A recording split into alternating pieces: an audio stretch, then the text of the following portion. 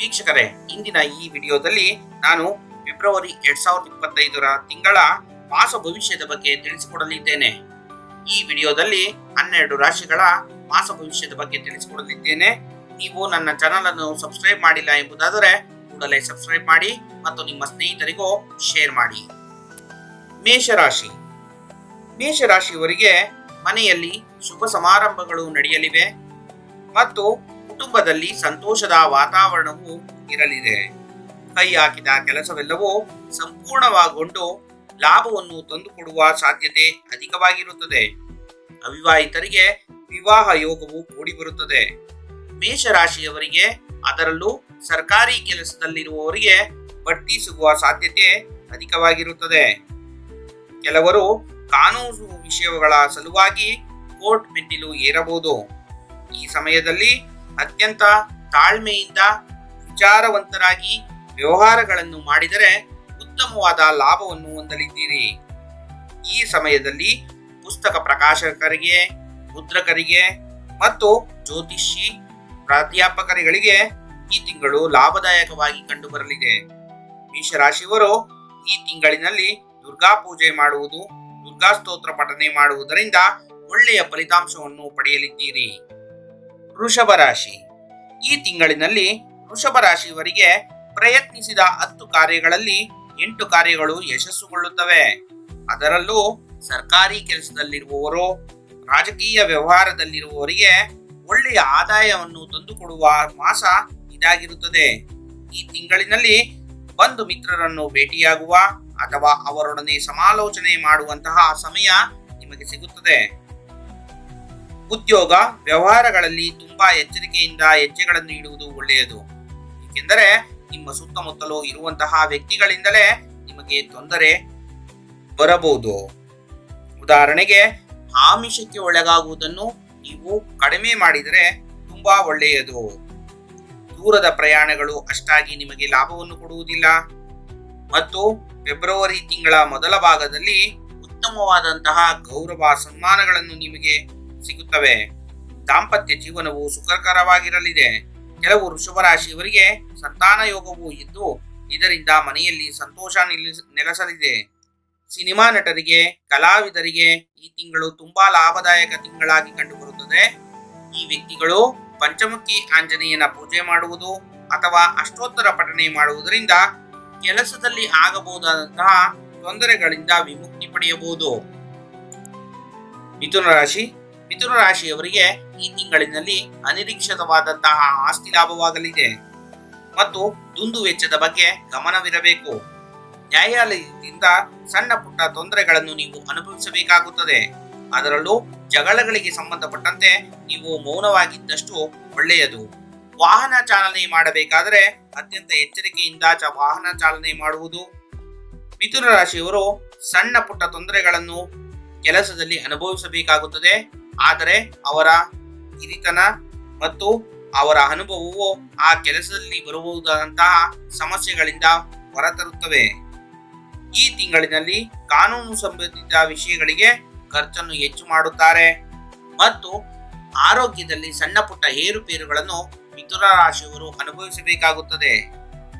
ಇವರು ತಮ್ಮ ಸ್ವಂತ ಪ್ರಯತ್ನದಿಂದ ಈ ತಿಂಗಳಲ್ಲಿ ಲಾಭವನ್ನು ಹೊಂದಲಿದ್ದಾರೆ. ಈ ವ್ಯಕ್ತಿಗಳು ಕಾಲಭೈರವೇಶ್ವರನ ಪೂಜೆ ಮಾಡುವುದು ಅಥವಾ ಕಾಲಭೈರವೇಶ್ವರ ದೇವಸ್ಥಾನಕ್ಕೆ ಭೇಟಿ ಕೊಡುವುದರಿಂದ ಸಮಸ್ಯೆಗಳಿಂದ ಹೊರಬರಬಹುದು. ಕಟಕ ರಾಶಿ. ಕಟಕ ರಾಶಿಯವರಿಗೆ ಈ ತಿಂಗಳಲ್ಲಿ ಸೋದರ ಮಾವ, ಸೋದರ ಸಂಬಂಧಿಗಳಿಂದ ಅಧಿಕವಾದ ಲಾಭವನ್ನು ಪಡೆಯಲಿದ್ದಾರೆ. ಈ ತಿಂಗಳಲ್ಲಿ ಆರ್ಥಿಕ ಸಂಬಂಧಿತ ವಿಚಾರಗಳಿಗೆ ಸಂಬಂಧಿಸಿದಂತೆ ಶುಭ ಸುದ್ದಿಯನ್ನು ಕೇಳಲಿದ್ದೀರಿ. ಕೋರ್ಟ್ನಲ್ಲಿ ನಿಂತು ಹೋದಂತಹ ವ್ಯಾಜ್ಯಗಳು ಪರಿಹಾರ ಆಗುವಂತಹ ಸಮಯ ಇದಾಗಿರುತ್ತದೆ. ಈ ಸಮಯದಲ್ಲಿ ವಿದ್ಯಾರ್ಥಿಗಳು ಒಳ್ಳೆಯ ಫಲಿತಾಂಶವನ್ನು ಪಡೆಯಲಿದ್ದಾರೆ. ನಿಮ್ಮ ದಾಂಪತ್ಯ ಜೀವನ ಸುಖಮಯವಾಗಿರುತ್ತದೆ ಮತ್ತು ನಿಮ್ಮ ಸಂಗಾತಿಯು ನಿಮಗೆ ಗೌರವವನ್ನು ಕೊಡುತ್ತಾರೆ. ವೃತ್ತಿ ಜೀವನದಲ್ಲಿ ನಿಮ್ಮ ಹಿರಿಯ ಅಧಿಕಾರಿಗಳೊಂದಿಗೆ ಸಣ್ಣ ಪುಟ್ಟ ಜಗಳಗಳು ಸಂಭವಿಸುವ ಸಾಧ್ಯತೆ ಇರುತ್ತದೆ. ಇದರಿಂದ ನೀವು ಮನನೊಯ್ಯುವಿರಿ. ಆದರೆ ಕೆಲಸಕ್ಕೆ ಸಂಬಂಧಿಸಿದಂತೆ ಸಿಗಬೇಕಾದಂತಹ ಎಲ್ಲಾ ಯಶಸ್ಸನ್ನು ಕೂಡ ಪಡೆಯುವಿರಿ. ಕುಟುಂಬದ ಸದಸ್ಯರ ಆರೋಗ್ಯದಲ್ಲಿ ಸಣ್ಣ ಪುಟ್ಟ ಏರುಪೇರುಗಳಾಗುತ್ತವೆ. ಅವುಗಳ ಕಡೆ ಗಮನ ಕೊಡುವುದು ಕೂಡ ಕೂಡ ಒಳ್ಳೆಯದು. ಈ ತಿಂಗಳಲ್ಲಿ ನೀವು ನಿರೀಕ್ಷಿಸಿದ ಧನಾಗಮನವನ್ನು ಕೂಡ ನೀವು ಪಡೆಯುವಿರಿ. ನಿಮ್ಮ ಹಿರಿಯರ ಮಾತುಗಳಿಗೆ ಕಿವಿ ಕೊಟ್ಟಲ್ಲಿ ಒಳ್ಳೆಯ ಲಾಭವನ್ನು ಮಾಡಲಿದ್ದೀರಿ. ಈ ವ್ಯಕ್ತಿಗಳು ಸತ್ಯನಾರಾಯಣ ಸ್ವಾಮಿಯ ಪೂಜೆಯನ್ನು ಮಾಡುವುದರಿಂದ ಅಥವಾ ಸತ್ಯನಾರಾಯಣ ಸ್ವಾಮಿಯ ಅಷ್ಟೋತ್ತರ ಪಠನೆ ಮಾಡುವುದರಿಂದ ಒಳ್ಳೆಯ ಫಲಿತಾಂಶವನ್ನು ಪಡೆಯುತ್ತಾರೆ. ಈ ಸಿಂಹ ರಾಶಿಯವರು ಈ ತಿಂಗಳಲ್ಲಿ ಜನಮನ್ನಣೆ ಪಡೆಯುವಂತಹ ಕೆಲಸಗಳನ್ನು ಮಾಡುತ್ತಾರೆ. ತಮ್ಮ ಕುಟುಂಬದ ಹಿರಿಯರ ಮಾರ್ಗದರ್ಶನದಲ್ಲಿ ಮುಂದುವರೆದರೆ ತಮ್ಮ ಎಲ್ಲಾ ರೀತಿಯ ಅನುಕೂಲಗಳನ್ನು ಪಡೆಯಲಿದ್ದಾರೆ. ಫೆಬ್ರವರಿ 15ರ ನಂತರ ಆರೋಗ್ಯದಲ್ಲಿ ಹಲವಾರು ಬದಲಾವಣೆಗಳು ಉಂಟಾಗಬಹುದು. ಆದ್ದರಿಂದ ತುಂಬಾ ಎಚ್ಚರಿಕೆಯಿಂದ ಇರುವುದು ಉತ್ತಮ. ಕೆಲಸದಲ್ಲಿ ಅವಕಾಶಗಳನ್ನು ನೀವೇ ಹುಡುಕಿಕೊಂಡು ಹೋಗಿ ಅದರ ಪ್ರಕಾರ ಕೆಲಸ ಮಾಡಿದಲ್ಲಿ ನಿಮ್ಮ ಕೆಲಸದ ವೈಖರಿಯನ್ನು ನೀವು ಹೆಚ್ಚಿಸಿಕೊಳ್ಳಬಹುದು ಮತ್ತು ಪ್ರಶಂಸೆಯನ್ನು ಕೂಡ ಪಡೆಯಬಹುದು. ಕುಟುಂಬದಲ್ಲಿ ಸಂಗಾತಿಯೊಂದಿಗೆ ಸಣ್ಣ ಪುಟ್ಟ ಜಗಳಗಳು ಸಂಭವಿಸಬಹುದು. ಮಾತಿನ ಮೇಲೆ ಹಿಡಿತವಿದ್ದರೆ ಅದು ಅಷ್ಟಾಗಿ ಪರಿಣಾಮ ಬೀರುವುದಿಲ್ಲ. ಭೂ ವ್ಯವಹಾರಕ್ಕೆ ಸಂಬಂಧಿಸಿದಂತೆ ನಿಮಗೆ ಹೆಚ್ಚಿನ ಲಾಭವನ್ನು ಈ ತಿಂಗಳಿನಲ್ಲಿ ಗಮನಿಸಬಹುದು. ಸರ್ಕಾರಿ ಕೆಲಸ ಅಥವಾ ಕೋರ್ಟ್ ವೆಚ್ಚಗಳು ನಿಮಗೆ ತಲೆನೋವಾಗಿ ಪರಿಣಾಮ ಬೀರಬಹುದು. ಈ ತಿಂಗಳು ದೈವದ ಬಲದೊಂದಿಗೆ ನೀವು ಕೆಲಸ ಮಾಡಿದರೆ ಕೆಲಸಗಳು ಕೈಗೂಡುತ್ತವೆ. ಸಿಂಹ ರಾಶಿಯವರಿಗೆ ವಿದೇಶ ಪ್ರಯಾಣದ ಬಯಕೆ ಇದ್ದಲ್ಲಿ ಫೆಬ್ರವರಿ ತಿಂಗಳು ಒಳ್ಳೆಯ ತಿಂಗಳಾಗಿದೆ. ಇಂಜಿನಿಯರ್, ಕಾಂಟ್ರಾಕ್ಟರ್ಗಳು ಮತ್ತು ಸ್ವಂತ ವ್ಯವಹಾರ ಮಾಡುವವರಿಗೆ ಈ ತಿಂಗಳು ಲಾಭದಾಯಕವಾಗಿದೆ. ಸಿಂಹ ರಾಶಿಯವರು ಲಲಿತ ಅಷ್ಟೋತ್ತರ ಪಠನೆ ಮಾಡುವುದರಿಂದ ಒಳ್ಳೆಯ ಲಾಭವನ್ನು ಪಡೆಯಬಹುದು. ಕನ್ಯಾ ರಾಶಿ. ಕನ್ಯಾ ರಾಶಿಯವರು ಹೊಸ ಹುದ್ದೆಗೆ ಪ್ರಯತ್ನ ಬಿದ್ದರೆ ಹೊಸ ಹುದ್ದೆಯು ಸಿಗುತ್ತದೆ. ಅದರೊಂದಿಗೆ ಉನ್ನತ ಹುದ್ದೆಯನ್ನು ಕೂಡ ನೀವು ಪಡೆಯಬಹುದು. ಅನಿರೀಕ್ಷಿತ ಧನಾಗಮನವು ನಿಮ್ಮನ್ನು ಆಶ್ಚರ್ಯಚಕಿತರನ್ನಾಗಿ ಮಾಡುತ್ತದೆ. ಆರೋಗ್ಯದಲ್ಲಿ ಉತ್ತಮ ಬದಲಾವಣೆಯನ್ನು ನೀವು ಕಾಣಬಹುದು. ಆದರೆ ಭಾವನಾತ್ಮಕವಾಗಿ ನೀವು ಗೊಂದಲಮಯ ವಾತಾವರಣವನ್ನು ಅನುಭವಿಸುತ್ತೀರಾ. ಮಕ್ಕಳ ವಿಚಾರವಾಗಿ ಹೆಚ್ಚಿನ ದುಂದುವೆಚ್ಚವನ್ನು ಮಾಡಬಾರದು. ಶೈಕ್ಷಣಿಕ ಪ್ರವಾಸವಾಗಿ ನೀವು ದೂರದ ಊರುಗಳಿಗೆ ಹೋಗುವಂತಹ ಸನ್ನಿವೇಶ ಏರ್ಪಡಬಹುದು. ತಾವು ಮಾಡುತ್ತಿರುವ ಕೆಲಸದಲ್ಲಿ ದಕ್ಷತೆ ಮತ್ತು ಪ್ರಗತಿಗೆ ನೀವು ಹೆಸರುವಾಸಿಯಾಗುವಿರಿ. ಬೆಳ್ಳಿ, ಬಂಗಾರ ವ್ಯಾಪಾರಿಗಳಿಗೆ ಈ ತಿಂಗಳು ಲಾಭದಾಯಕವಾಗಿರುತ್ತದೆ.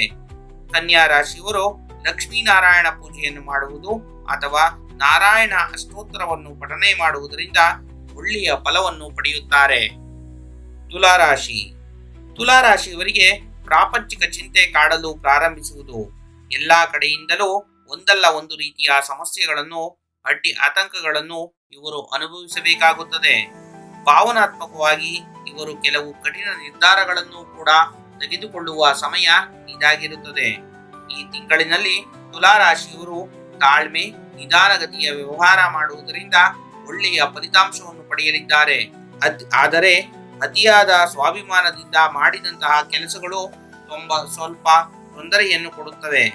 ಹಿರಿಯರ ಆಸ್ತಿಯಿಂದ ತಮಗೆ ಲಾಭವಾಗುವ ಸಂಭವ ಇರುತ್ತದೆ. ನಮ್ಮ ಸಂಗಾತಿಗಳು ತಮಗೆ ಹೆಚ್ಚಿನ ಪ್ರಾಧಾನ್ಯತೆಯನ್ನು ಕೊಡುತ್ತಿಲ್ಲ ಎನ್ನುವುದರ ಬಗ್ಗೆ ಸಣ್ಣ ಪುಟ್ಟ ಜಗಳಗಳನ್ನು ನೀವು ಅನುಭವಿಸಬೇಕಾಗುತ್ತದೆ. ಪ್ರವಾಸ ಕೈಗೊಳ್ಳಲು ಮನಸ್ಸು ಮಾಡಿದರೆ ಪ್ರವಾಸವು ಶ್ರಮದಾಯಕವಾಗಿರುತ್ತದೆ. ತುಲಾರಾಶಿಯವರು ಆರೋಗ್ಯದಲ್ಲಿ ಆಗುವಂತಹ ಏರುಪೇರುಗಳ ಬಗ್ಗೆ ಹೆಚ್ಚಿನ ಗಮನವನ್ನು ಕೊಟ್ಟು ಆರೋಗ್ಯವನ್ನು ಸುಧಾರಿಸಿಕೊಳ್ಳುವುದು ಒಳ್ಳೆಯದು. ಒಟ್ಟಾರೆಯಾಗಿ ತುಲಾರಾಶಿಯವರು ಈ ತಿಂಗಳಿನಲ್ಲಿ ಹಠವಾದಿಗಳು ಎಂದು ಎಲ್ಲರ ಮುಂದೆ ಕಾಣಿಸಿಕೊಳ್ಳುತ್ತೀರಾ. ತುಲಾರಾಶಿಯವರು ಸುಬ್ರಹ್ಮಣ್ಯ ಅಷ್ಟೋತ್ತರನ ಪಠನೆ ಮಾಡುವುದರಿಂದ ಒಳ್ಳೆಯ ಫಲವನ್ನು ಪಡೆಯುತ್ತಾರೆ. ವೃಶ್ಚಿಕ ರಾಶಿ. ವೃಶ್ಚಿಕ ರಾಶಿಯವರಿಗೆ ಈ ಮಾಸವೂ ಕೂಡ ಆರ್ಥಿಕವಾಗಿ ಅಷ್ಟೇನು ಲಾಭವನ್ನು ಕೊಡುವುದಿಲ್ಲ. ಆದರೆ ಕೆಲಸದಲ್ಲಿ ಹೊಸ ಹೊಸ ಯೋಜನೆಗಳನ್ನು, ಉಪಾಯಗಳನ್ನು ನೀವು ತಿಳಿಸಿಕೊಡುವುದರಿಂದ ಒಳ್ಳೆಯ ಕೆಲಸಗಾರ ಎಂಬ ಪ್ರಶಂಸೆಗೆ ಒಳಗಾಗುತ್ತೀರಾ. ಸಂಸಾರ ಸಂಬಂಧಗಳಲ್ಲಿ ಹೆಚ್ಚಿನ ಆಸಕ್ತಿಯನ್ನು ಹೊಂದಿ ಸಂಗಾತಿಗೆ ಹೆಚ್ಚಿನ ಸಮಯವನ್ನು ಕೊಡಲು ಬಯಸುತ್ತೀರಾ. ಕೆಲವು ಶುಭ ಸಮಾರಂಭಗಳಿಗೋಸ್ಕರ ನೀವು ಸಮಯ ಕಳೆಯುತ್ತೀರಾ. ಪ್ರೇಮಿಗಳಿಗೆ ಈ ಸಮಯದಲ್ಲಿ ತಮ್ಮ ಮನೆಯಲ್ಲಿ ವಿಚಾರವನ್ನು ತಿಳಿಸಲು ಸರಿಯಾದ ಸಮಯವಾಗಿರುತ್ತದೆ. ವಿದ್ಯಾರ್ಥಿಗಳು ಹೆಚ್ಚಿನ ರೀತಿಯಲ್ಲಿ ಶ್ರಮವಹಿಸಿ ಓದುವ ಅವಶ್ಯಕತೆ ಇರುತ್ತದೆ. ಆರೋಗ್ಯದ ವಿಚಾರದಲ್ಲಿ ದೈಹಿಕ ಆಯಾಸವನ್ನು ಮಾಡಿಕೊಳ್ಳುತ್ತೀರಾ. ಒಡ ಹುಟ್ಟಿದವರೊಂದಿಗೆ ಸಣ್ಣ ಪುಟ್ಟ ಮಾತುಕತೆ ಅಥವಾ ಜಗಳಗಳಲ್ಲಿ ಸಮಯ ಕಳೆಯುತ್ತೀರಾ?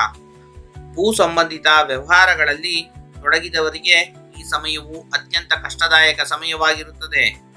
ವೃಶ್ಚಿಕ ರಾಶಿಯವರು ವಿಷ್ಣು ಸಹಸ್ರನಾಮ ಅಥವಾ ವಿಷ್ಣು ದೇವಸ್ಥಾನಗಳಿಗೆ ಭೇಟಿ ಕೊಡುವುದು ಒಳ್ಳೆಯದು.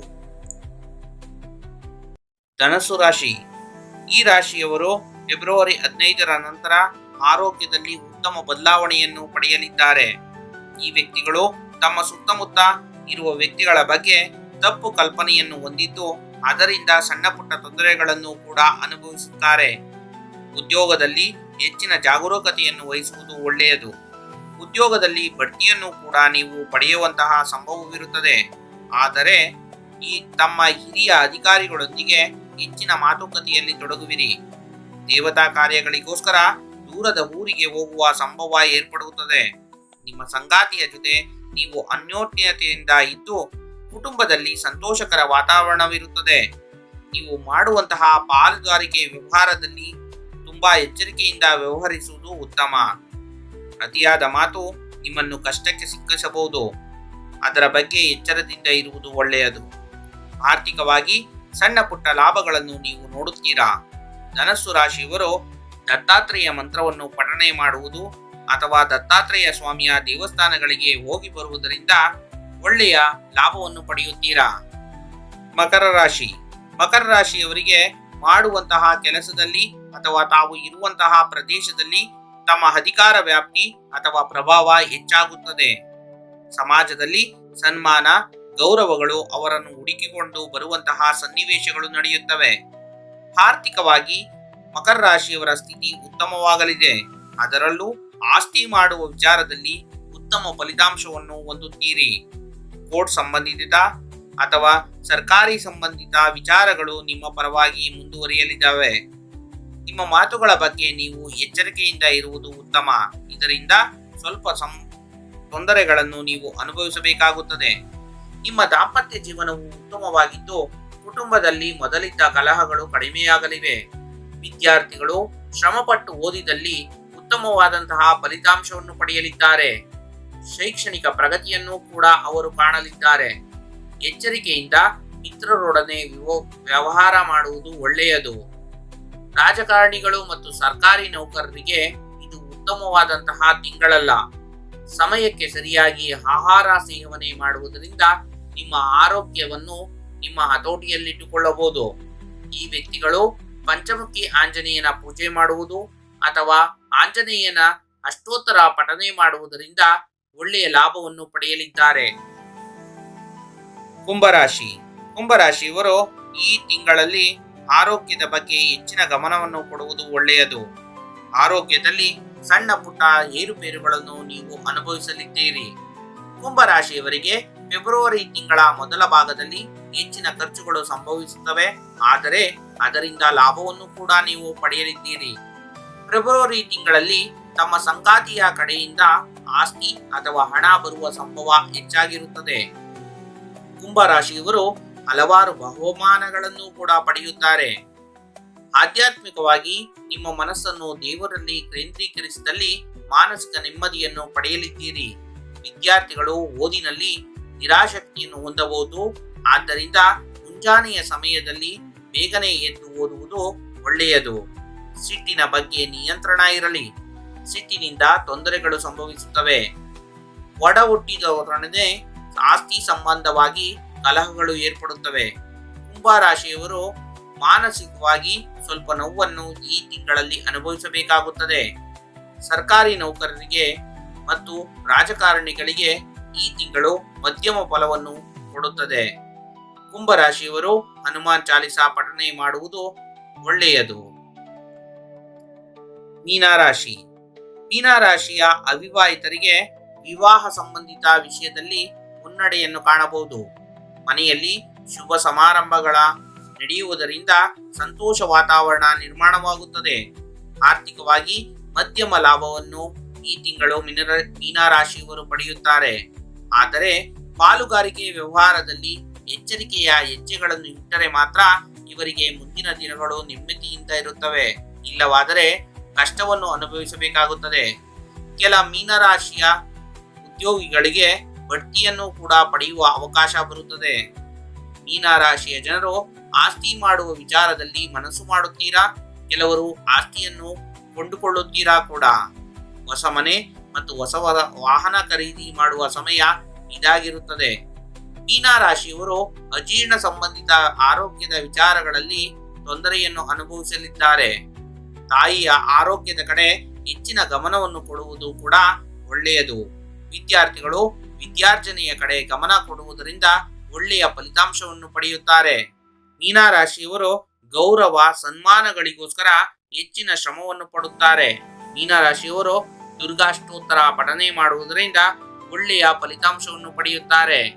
ಈ ರೀತಿಯ ಹಲವಾರು ಜ್ಯೋತಿಷ್ಯ, ವಾಸ್ತು ಮತ್ತು ಪೌರಾಣಿಕ ವಿಚಾರಗಳಿಗಾಗಿ ನನ್ನ ಚಾನಲ್ ಅನ್ನು ಸಬ್ಸ್ಕ್ರೈಬ್ ಮಾಡಿ ಮತ್ತು ನಿಮ್ಮ ಸ್ನೇಹಿತರಿಗೂ ಶೇರ್ ಮಾಡಿ. ನಮ್ಮ ಹಿಂದೂ ಧರ್ಮವನ್ನು ಉಳಿಸಿ ಮತ್ತು ಬೆಳೆಸಿ. ಜೈ ಹಿಂದ್, ಜೈ ಕರ್ನಾಟಕ.